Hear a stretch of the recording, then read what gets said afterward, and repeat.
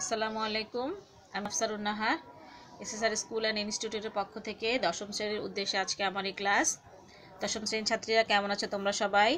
আশা করি এই শীতে সবাই মোটামুটি ভালো আছো। আলহামদুলিল্লাহ আমিও ভালো আছি। আজকে তোমাদের আমি পড়াবো ইসলামী শিক্ষা আখলাক। আখলাক চ্যাপ্টারটি নিয়ে আমরা আজকে আলোচনা করব। তো আমরা আখলাক হচ্ছে চরিত্র হচ্ছে দুই ধরনের। একটা হচ্ছে আখলাকে হামিদা, যেটাকে বলা হয় উত্তম চরিত্র, আর একটা হচ্ছে আখলাকে জামিমা, যেটা হলো দুশ্চরিত্র বা খারাপ চরিত্র। তো আজকে আমরা আখলাকে জামিমা নিয়ে আলোচনা করব। আখলাকে জামিমা অর্থ হচ্ছে দুশ্চরিত্র, অর্থাৎ যারা খারাপ বা রূঢ় স্বভাবের হয়ে থাকে। এরকম দুশ্চরিত্র চরিত্রহীন ব্যক্তি পশুর চেয়েও অধম। এই আখলাকে জামিমার মধ্যে আছে মানে যেসব তোমার দুশ্চরিত্র বা খারাপ চরিত্র বা মন্দ চরিত্রের মধ্যে প্রথমে আছে মিথ্যে বলা, যারা কথায় কথায় মিথ্যে বলে, মিথ্যে ওয়াদা করে, মিথ্যে প্রতিশ্রুতি দেয় সেটা। তারপরে হচ্ছে প্রতারণা করা, যে কোনো কিছু নিয়ে ব্যবসা বাণিজ্য বলো বা যে কোনো কিছু নিয়ে মানুষকে প্রতারিত করাটাই হচ্ছে প্রতারণা। তারপর হচ্ছে আমানতের খেয়ানত করা, অর্থাৎ কোনো গচ্ছিত জিনিস কারো কাছে দিলে সেটার খেয়ানত করাটা হচ্ছে আমানতের খেয়ানত। তারপর হচ্ছে গীবত বা পরনিন্দা বা পরচর্চা। আছে হিংসা বিদ্বেষ, অর্থাৎ অন্যের ভালো জিনিস দেখলে, ভালো কিছু দেখলে হিংসা বিদ্বেষে জড়িয়ে পড়া। তারপর আছে ফিতনা ফাসাদ, মানে ঝগড়া বিবাদ, কোনো কিছু থেকে কিছু হলেই ঝগড়া বিবাদ করা। তারপর আছে সুদ গ্রহণ বা সুদ দেয়া বা নেয়া অথবা ঘুষ দেয়া নেয়া। আর আছে হারাম খাওয়া। হারাম খাওয়ার মধ্যে সেই সুদ ঘুষও হতে পারে, তারপরে নেশা জাতীয় দ্রব্য হতে পারে। এই ধরনের কিছুকে বলছে হারাম খাওয়া বা উপার্জন বা হারাম পথে হারাম পন্থায় উপার্জন করা। এছাড়া আছে দুর্নীতি, যার মধ্যে কোনো নীতি নাই, নীতিহীন তাদের বা দুর্নীতি করে কোনো কিছু করা ইত্যাদি। তো এইসব প্রত্যেকটি খারাপ স্বভাবের জন্যে একজন মানুষ অমানুষে পরিণত হয়, ফলে সমাজে নানা ধরনের অশান্তির সৃষ্টি হয়, মানুষে মানুষে ভেদাভেদ সৃষ্টি হয়, শত্রুতা দিনে দিনে বেড়ে চরম রূপ নেয়, যার ফলে মারামারি এমনকি খুনোখুনি বা হত্যার মতো জঘন্য অপরাধগুলো নির্বিচারে হয়ে থাকে। ইসলামে এগুলোর কোনোটিকে সমর্থন করে না। এই সবগুলোই ইসলামে হারাম ঘোষণা করা হয়েছে, কারণ এগুলো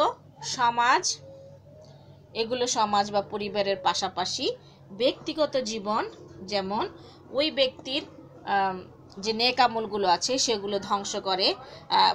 তারপরে হচ্ছে সে দিনে দিনে জাহান্নামের পথে এগিয়ে যায়।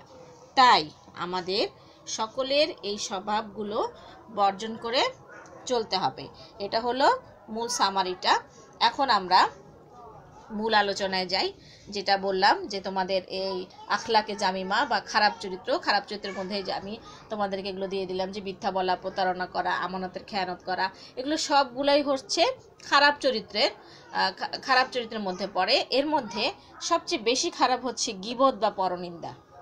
এই গীবত বা পরনিন্দা সম্পর্কে আমরা একটু যাই। গীবত হচ্ছে একটি আরবি শব্দ। এর অর্থ হচ্ছে পরনিন্দা, পরচর্চা, অসাক্ষাতে বা অগোচরে অন্যের কুৎসা রচনা করে বেড়ানো, কারো অনুপস্থিতিতে দোষ বলাকেই গীবত বলা হয়। এই গীবত এক মানবীয় একটি কুপ্রবৃত্তি, যেটাকে আমরা আমাদের নবীজি সাল্লাল্লাহু আলাইহি ওয়াসাল্লাম বলেছে যে একজন ব্যক্তি গীবত করাকে বলছে মৃত ভাইয়ের গোশত খাওয়ার সমান খারাপ, এমনকি এটা ব্যভিচারের চেয়েও নিকৃষ্ট বলে ঘোষণা করা হয়েছে।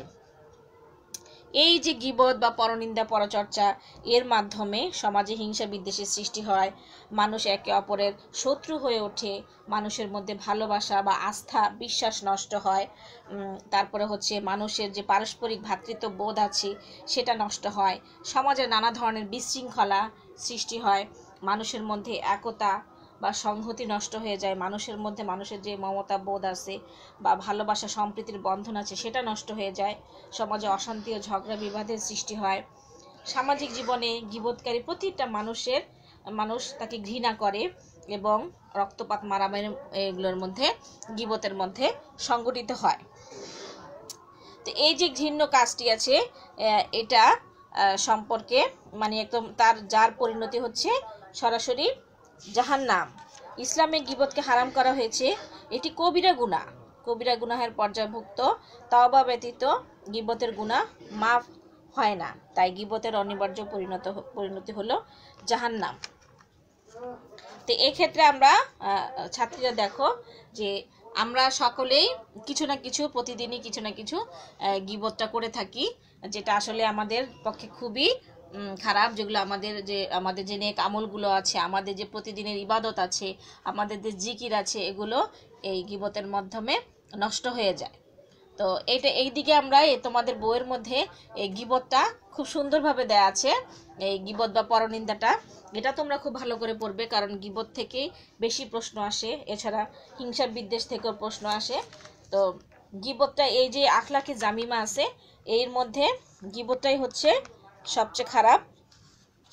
এই জন্য একটি আমাদের নবীজির একটি হাদিসে আছে আমর বিল মারুফ ও নাহি আনিল মুনকার, অর্থাৎ সৎ কাজের আদেশ এবং অসৎ কাজের নিষেধ।